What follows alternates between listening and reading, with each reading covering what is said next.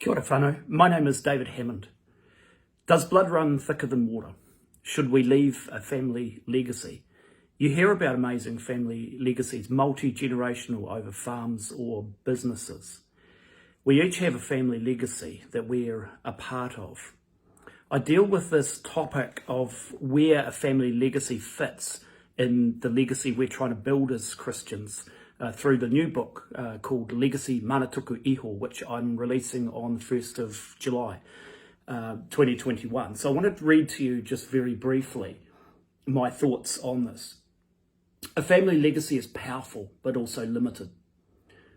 We are past amazing blessings through the generations, but also strong derailers.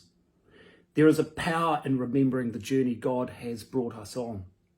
I want to illustrate the power of remembering God's journey in our lives by tackling the weakness of our own, being my own, earthly family legacy as the foundation for our lives and our children's futures. This chapter and this thought is all about the fact that we have in our family a proud history, but it's also deeply flawed.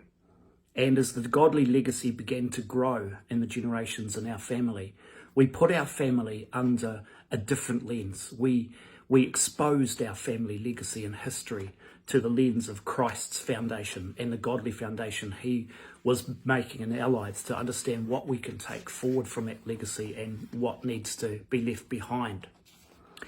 At the conclusion of each chapter in my book, I have a section called Selah, and it's about reflection of these types of topics.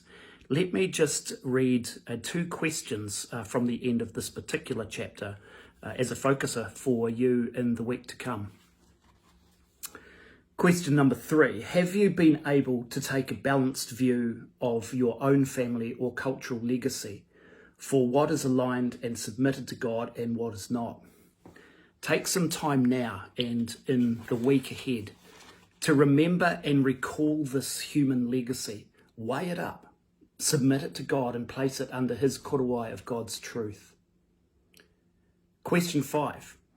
Is the blood of Christ thicker than the blood of your family or the group, cultural or social, that you identify with? Have you placed a God-centered lens over this and repented of those parts of your journey where you have backed a human legacy and not Christ's?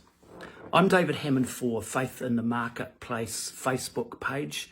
And join me as I talk about this topic over the next period, which is called Legacy Manatuku Iho, how to build a godly legacy in our families, in our churches, in our communities, and the type of legacy that really is going to stand out in this nation. Bless you.